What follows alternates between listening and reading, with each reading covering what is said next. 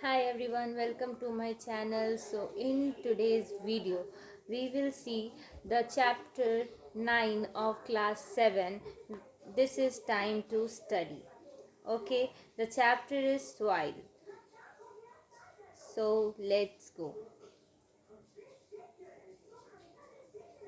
So firstly we will see the introduction of the chapter.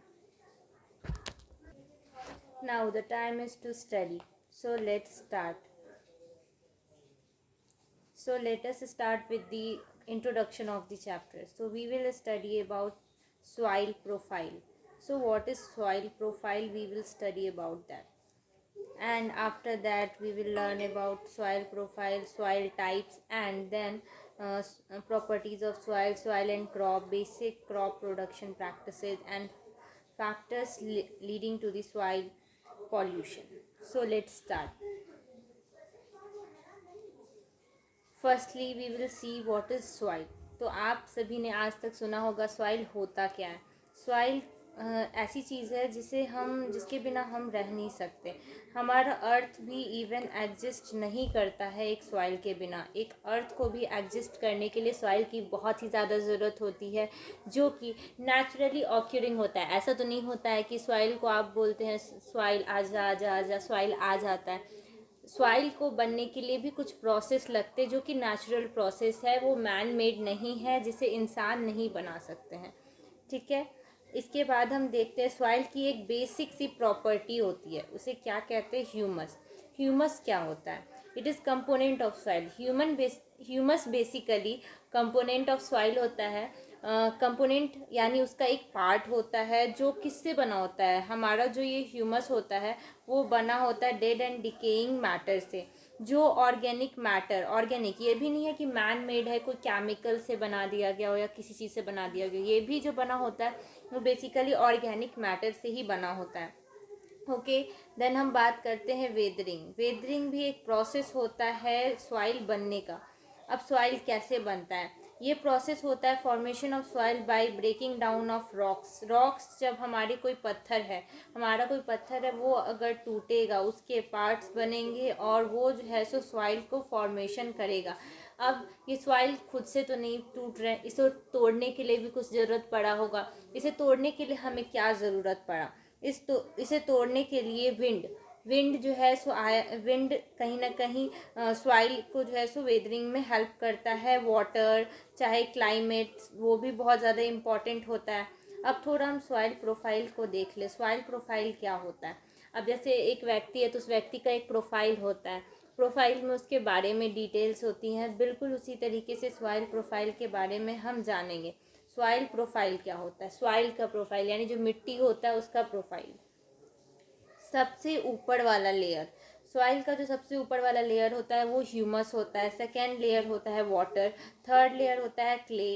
And उसके बाद हमारा जो फोर्थ लेयर होता है उसमें सैंड. उसके बाद जो है सो हमारे पास ग्रेवल प्रेजेंट होता है. ये सारी लेयर्स जो हैं सो बहुत ज़्यादा इम्पॉर्टेंट है, जो याद करने की ज़रूरत है.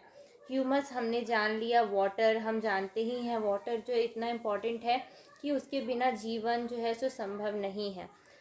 अब लेयर्स ऑफ सॉइल के बारे में थोड़ा सा जानते हैं क्या होता है. वर्टिकल सेक्शन, जो वर्टिकल सेक्शंस होते हैं, लेयर्स जो होती हैं सॉइल के, उसे जो है सो हॉरिजन्स कहा जाता है. क्या कहा जाता है? हॉरिजन्स. और यहाँ पे 4 टाइप्स के हॉरिजन्स होते हैं. एक सॉइल में 4 टाइप्स के हॉरिजन्स होते हैं. कौन कौन से हॉरिजन? पहली बात, आप सभी अगर इस वीडियो को देख रहे हैं तो इसे लाइक कर दीजिएगा और सब्सक्राइब भी कीजिएगा. और ये चैप्टर हम कंप्लीट कर लेंगे, उसके बाद हम नेक्स्ट क्लास के चैप्टर्स पे पहुंचेंगे. पहले हम पढ़ लेते हैं थोड़ा हॉरिजन क्या होता है सॉइल का. और इसमें हम बहुत सारी वन शॉर्ट वीडियो रहेगा, उसमें आपको शॉर्टली में बहुत सारी चीज़ें जानने को मिल जाएंगी. अब क्या होता है ए होरिजन और टॉप सॉइल? ए होरिजन और टॉप सॉइल क्या होता है? It is the top most soil which is dark in colour and rich in humus. It is soft porous and has the ability to retain water. यहाँ पे हम जो चीज़ आपको पढ़ना होगा वो आप खुद पढ़िएगा, बट हम आपको शॉर्ट में बता दे रहे हैं कि इसमें क्या करना है. ये जो सॉइल होता है उसका जो टॉप लेयर होता है उसे जो है सो हम ए सेक्शन कहते हैं. हम आपको शो कर दे रहे हैं. सॉइल के जो सेक्शंस होते हैं वो कैसे बटे होते हैं वो आपको दिखाते हैं। अब ये मान लीजिए ये सॉइल है, इसका जो हर एक सेक्शन है उसको अलग अलग नाम दिया जाता है। एक ये हॉरिज़न है, उसमें सबसे ऊपर वाला ए हॉरिज़न होता है, उसके नीचे वाला बी हॉरिज़न, उसके नीचे वाला सी, और ऐसे करके हमारे सारे हॉरिज़न्स होते हैं। इसमें बी हॉरिज़न में क्या होता है, it is the middle. A horizon हमें पता चल गया कि एक जो सॉइल होता है उसको सबसे ऊपर वाला लेयर ए हॉरिज़न होता है, उसके बाद वाला बी होता है। बी क्या होता है, ये लेसर ह्यूमस होता है। ह्यूमस इसमें थोड़ा कम होता है, यानी डेड एंड डिकेइंग मैटर्स जो है सो कम होते हैं, और मिनरल्स ज़्यादा होता है यहाँ पे। और ये जो है हार्ड होता है और मोर कॉम्पैक्ट होता है और हार्डर होता है। उसके बाद हमारा जो सी हॉरिज़न है, ए के बाद बी, बी के बाद सी का जो हॉरिज़न है वो जो है सो थर्ड लेयर होता है, जो कि स्मॉल लम्प्स ऑफ रॉक्स, छोटे छोटे पत्थर से बना हुआ होता है ये सी हॉरिज़न।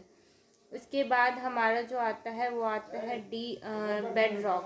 बेड रॉक जो है बेसिकली जो है सो लोअर मोस्ट हार्ड लेयर होता है, जो कि बहुत मुश्किल से जो है सो इसमें गड्ढा किया जा सकता है। किसी भी इक्विपमेंट के हेल्प से इसमें गड्ढा नहीं किया जा सकता, बहुत डिफ़िकल्ट होता है इसमें गड्ढा करना, जो कि होता है बेड रॉक। और A section, B section, C section और बेड रॉक, ये हमारे सारे सॉइल के टाइप, सॉइल के जो हॉरिजन्स हैं वो हो गए। उसके बाद हम सॉइल के टाइप्स जान लेते हैं। सॉइल के टाइप्स क्या होते हैं, सॉइल के टाइप्स बेसिकली सॉइल बनते कैसे हैं। सॉइल बनने के लिए कुछ चीज़ें बहुत ज़्यादा इम्पॉर्टेंट होती हैं। सॉइल के टाइप्स क्या होते हैं, सॉइल जो है सो एक मिक्सचर होता है रॉक पार्टिकल्स और ह्यूमस का। सॉइल जो है सो एक मिक्सचर होता है किसका, रॉक पार्टिकल का और ह्यूमस का। ये कैसे बनता है, सॉइल बना होता है रॉक पार्टिकल्स प्लस ह्यूमस, यही होता है हमारा सॉइल।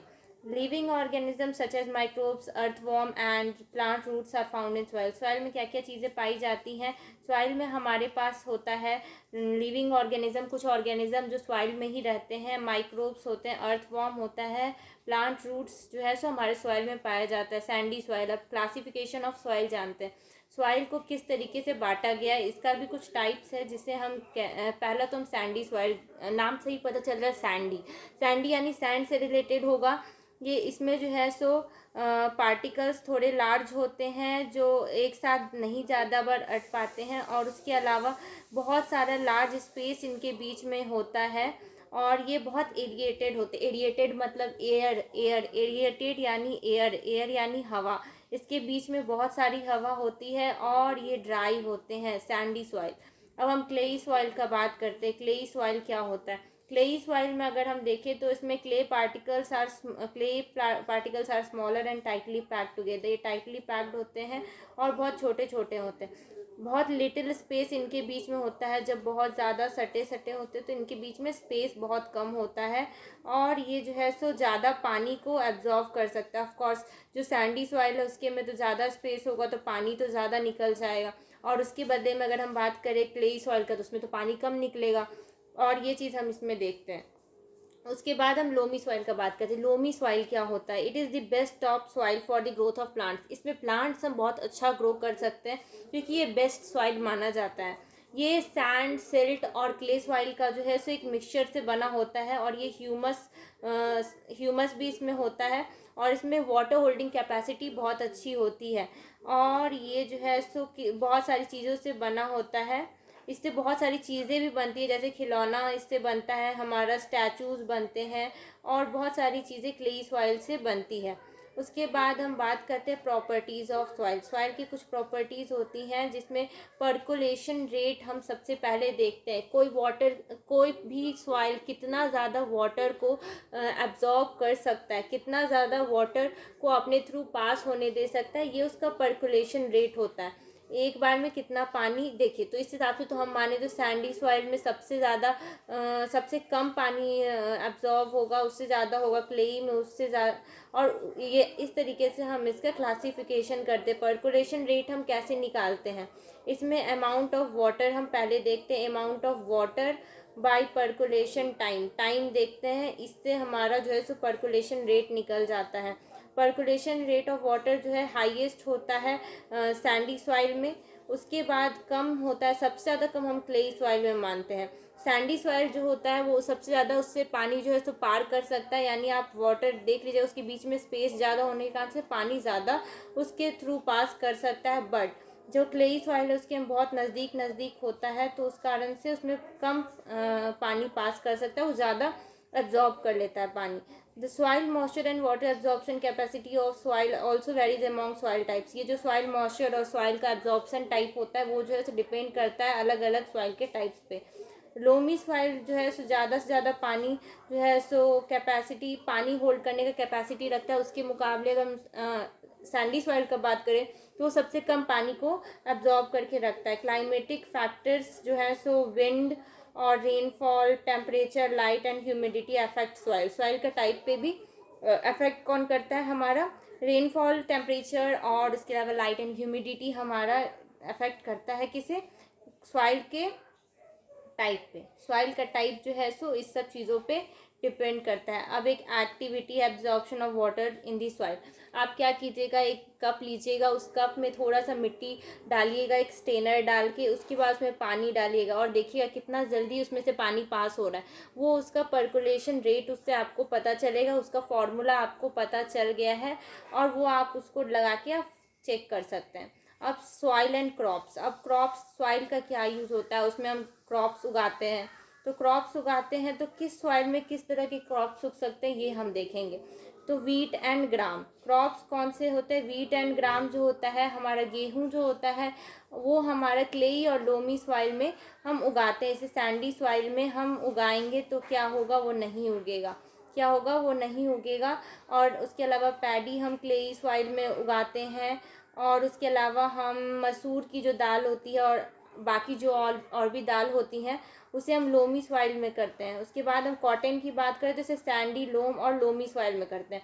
सैंडी लोम एक टाइप का सॉइल होता है, उसमें जो है सो हम कॉटन को उगाते हैं। और उसके अलावा the soil capacity to hold water is important for the cultivation of various crop. अब सॉइल कितना वाटर कैपेसिटी कितनी है सॉइल की, ये जब तक हमें पता नहीं होगा तब तक हमको पता नहीं चलेगा कि वो वाटर कितना एब्जॉर्ब कर पाएगा और उस पर कितना क्रॉप्स हम उगा पाएंगे। उसके बाद हम क्रॉप की बात कर लेते हैं। When same kind of plants are cultivated on a large scale it is called a crop. जब हम आपने देखा होगा किसान क्या करते, किसान बहुत सारे अमाउंट में जो है सो क्रॉप उगाते हैं, तो उसे ही हम क्रॉप कहते हैं। लार्ज स्केल पर जब हम सेम काइंड के प्लांट्स को उगाते हैं तो उसको हम जो है सो क्रॉप कहते हैं। और हम कैसे करते हैं, जब सेम काइंड का, ये डिपेंड करता है कि क्रॉप हम किसको कहते हैं। तो वो हम कहेंगे कि जब सेम काइंड का क्रॉप, सेम काइंड का जो प्लांट्स होता है उसको लार्ज स्केल पे हम जब उगाते हैं तो हम उसे क्रॉप कहते हैं। It is of two types. Crops भी टू टाइप के होते हैं। अब कौन कौन से टाइप्स होते हैं, एक होता है हमारा kharif crops, kharif crops, then rabi crops. Kharif crops कौन है, crops that are sown in rainy season June to September. अब ये बात है क्या कि यहाँ पे जून से जो सितंबर तक क्रॉप उगाए जाते हैं उसे कहा जाता है खारिफ क्रॉप। और इसमें सोयाबीन, पैडी, मेज जो है सो हम उगाते हैं। ये एग्जाम्पल्स आपको याद कर लेने हैं। और क्रॉप्स जो है सो हम रेनी सीजन में सोन करते हैं उसे कहते हैं खारिफ क्रॉप। अब हम बात करते हैं राबी क्रॉप की। तो राबी क्रॉप कौन से हैं, जो हम विंटर में उगाते हैं। रेनी में जो उगाते हैं खारिफ क्रॉप, और राबी क्रॉप जो है सो हम विंटर सीजन में करते हैं अक्टूबर से मार्च के बीच। जिसका कुछ एग्जाम्पल हम ले सकते हैं वीट, और हमारे पास ग्राम और पी। ये सारी जो है सो एग्जाम्पल्स है उसकी। Basic crop production practices. Crop production, तो अब ऐसा तो है नहीं कि हम कोई क्रॉप अगर उगाना चाहते हैं, कुछ प्लांट्स उगाना चाहते हैं तो उस प्लांट्स को हम ऐसे जाएंगे कि हमें ये पेड़ उगाना है तो वो उग जाएगा, नहीं उगेगा ना। तो उसके लिए हमको क्या करना होगा, उसका कुछ प्रिपरेशन करना होगा, कुछ प्रोसेस होती हैं क्रॉप्स को उगाने की, उसे हमें फॉलो करना होता है। कुछ प्रैक्टिसेज होती हैं जिसे हमें फॉलो करना पड़ता है, जिस कारण से हमारा क्रॉप उगता है। अब इसमें कौन सी प्रैक्टिसेज हैं, पहले तो अगर हमें पौधा उगाना है तो हम क्या करते हैं, सॉइल को प्रिपेयर करते हैं, देन हम उसमें सोइंग करते हैं। इस चीज़ को आप क्लास 7 या फिर 8 में, आप क्लास 8 में पढ़िएगा अच्छे से क्रॉप प्रोडक्शन एंड मैनेजमेंट, तो आपको पता चलेगा। प्रिपरेशन ऑफ सॉइल पहले हम करते हैं, उसके बाद सोइंग करते हैं। एडिंग मैन्योर एंड फर्टिलाइजर, हम मैन्योर और फर्टिलाइजर ऐड करेंगे तभी तो हमारा प्लांट अच्छा ग्रोथ करेगा। इरिगेशन क्या होता है? इरिगेशन एक प्रोसेस होता है जिससे हम वाटर करते हैं प्लांट को, वाटरिंग करते हैं प्लांट को, और उसी से हमारा पौधा उगता है। सोइंग, जब हम सीड्स डालते हैं तो उसे कहते हैं सोइंग। प्रोटेक्शन फ्रॉम वीड्स, अब कुछ एक्स्ट्रा प्लांट्स जो है सो उग जाते हैं, प्लांट हमारे क्रॉप के साथ कुछ एक्स्ट्रा जंगली पौधे भी उग जाते हैं जो वीड्स कहलाते हैं, जिससे प्रोटेक्शन करना बहुत ज़रूरी है, वरना वो सारा न्यूट्रिएंट्स और मिनरल्स जो है सो सॉइल में से लेके और वो खुद ग्रो करेंगे और क्रॉप को ग्रो नहीं करने देंगे, जिसको वीडी साइड से रिमूव किया जाता है। हार्वेस्टिंग, अब पौधा उगाया है, अब क्रॉप जो उगाया उसे काटने की भी तो ज़रूरत है, तो काटेंगे तो उसे हम क्या कहेंगे? हार्वेस्टिंग। अब इसके बाद हमारे पास स्टोरेज आ जाता है। अब हमने पौधा उगा तो लिया, अब उसके बाद जो लास्ट प्रोसेस होगा हमारा वो होगा स्टोरेज का। अब हम स्टोरेज कैसे करेंगे पौधे का? अब जो हम क्रॉप उगा रहे हैं, पहले तो हमने प्रिपेयर करना शुरू किया, सॉइल को प्रिपेयर किया, उसके बाद सोइंग किया, उसमें सीड्स डाला, उसके बाद हम मैन्योर और फर्टिलाइज़र डालते हैं, उसके बाद इरिगेशन करते हैं यानी पानी डालते हैं, उसके बाद फिर हम उसके वीड्स को रिमूव करते हैं, और लास्टली हम जब पौधे को काट देते हैं यानी क्रॉप्स को जब हम काट देते हैं, फसल को काट देते हैं, तो उसे कहीं स्टोर करने की ज़रूरत होती है, तो हम स्टोरेज करते हैं। अब फूड आइटम्स, और कौन से फूड आइटम से हमें क्या मिलता है? अब हम फूड खाते क्यों हैं? हमें एनर्जी मिले, हम ग्रोथ कर सके, हमारे हमें ग्रोथ हो, तो इसके लिए हम जो है सो फूड आइटम्स खाते हैं। अब कौन से फूड आइटम्स को क्या पाने के लिए हम खाते हैं? अब यहाँ पे हम पहले बात करें तो फूड आइटम्स में पल्सेस सच एज ग्राम जो हम खाते हैं, चना, और उसके अलावा मूंग और मटर जो हम खाते हैं, और अरहर का दाल आपने सुना होगा, मसूर का दाल सुना होगा। ये सब चीज़ हम क्यों खाते हैं? ये हम प्रोटीन के लिए खाते हैं। ये न्यूट्रिएंट्स के नाम आपको पता होगा, प्रोटीन, फैट्स, लिपिड्स और भी कार्बोहाइड्रेट्स, विटामिन एंड मिनरल्स, ये सारी चीज़ें पाने के लिए हम कुछ भी आइटम खाते हैं। और उसके बाद हम सोयाबीन, ग्राउंडनट, इसमें और कैस्टर, मस्टर्ड, सनफ्लावर एक्सेट्रा, ये सारी चीज़ें जो है हम खाते हैं फैट्स और लिपिड्स के लिए। वेजिटेबल्स और स्पाइसेज और फ्रूट्स किस लिए खाते हैं? वेजिटेबल्स में हमें विटामिन एंड मिनरल्स मिलते हैं। आपने सुना होगा कि तुम ये खा लो तो विटामिन ए मिल जाएगा, ये खा लो विटामिन बी, विटामिन सी, इस तरीके से। जैसे लेमन खाओगे तो विटामिन सी बढ़ता है, ऑरेंज खाओगे विटामिन सी बढ़ता है, तो इस तरीके का चीज़ आपने सुना होगा। तो इसके लिए अब ये हमारी कुछ रिक्वायरमेंट्स होती है हमारे बॉडी की, उस रिक्वायरमेंट्स को पूरा करने के लिए हम अलग अलग तरह के न्यूट्रिएंट्स लेते हैं, और बस वो जो है सो कैसे उगेंगे? सॉइल के ही हेल्प से उगेंगे, तो बस वो चीज़ हमें देखना है। अब factors leading to soil pollution, अब सॉइल पॉल्यूशन, हमारे पास सॉइल है तो सॉइल का पॉल्यूशन भी होगा। Various human activities and products pollute the soil, अब बहुत सारी एक्टिविटीज़ ह्यूमंस ही ख़राब कर रहे हैं सॉइल को, और वो जो पॉल्यूटेंट्स होता है वो सॉइल की फर्टिलिटी को हार्म करता है। ऑर्गेनिज्म जो सॉइल में रहते हैं, जो स्मॉल माइक्रो ऑर्गेनिज्म रहते हैं सॉइल में, उसे भी ख़राब करता है। कौन? ये हमारे जो लोग हैं वो ही ख़राब करते हैं। तो ये चीज़ हमने देख लिया। और अब हमारे जो सॉइल पॉल्यूटेंट्स के जो कुछ नाम है वो मैं आपको बता दे रही हूँ कौन है। कुछ पॉल्यूटेंट्स हैं हमारे पॉलीथीन बैग्स, जो प्लास्टिक्स होते हैं, प्लास्टिक बैग जो होता है उसे हम अगर फेंकते हैं तो हमारा सॉइल ख़राब होता है। प्लास्टिक के प्रोडक्ट्स आप जानते हैं कि वो जो है सो कभी भी नष्ट नहीं होता है, तो उसे नष्ट नहीं होगा तो वो हमेशा सॉइल को ख़राब ही करेगा। कुछ केमिकल्स यूज़ करते हैं कुछ लोग, फर्टिलाइजर्स, पेस्टिसाइड्स, ये सब चीज़ें यूज़ करते हैं जो कि कहीं ना कहीं क्रॉप्स के लिए भी ख़राब है और सॉइल की फर्टिलिटी को भी ख़राब करते हैं। उसके बाद हम बात करते हैं अब यहाँ पे the preventive measure that can be adopted to reduce soil pollution are as follows. अब क्या क्या चीज़ें हमें करनी चाहिए जिससे सॉइल जो है सो हमारा बच सके। Treating the waste product before disposal, पहले तो हम देख ले कि क्या चीज़ हम डिस्पोजल में डाल रहे हैं। उसके बाद reducing the use of polythene bags, अगर हम कम यूज़ करेंगे तो हमारा जो है सो सॉइल बचेगा। Minimizing the use of product, plastic के जो प्रोडक्ट है उसको नहीं यूज़ करेंगे या कम यूज़ करेंगे तो हमारा सॉइल बचेगा। पेस्टिसाइड्स, जो हम प्लांट्स या क्रॉप्स उगाने के लिए और उस वक्त यूज़ करते हैं पेस्टिसाइड्स, उसको जो है सो ना यूज़ करें या फिर नेचुरल पेस्टिसाइड्स यूज़ करें तो हमारे लिए फ़ायदेमंद रहेगा। और कुछ प्लास्टिक पार्टिकल्स और पॉलीथीन बैग्स जो है सो बैन कर देने चाहिए ताकि वो सॉइल पॉल्यूशन को ना करें।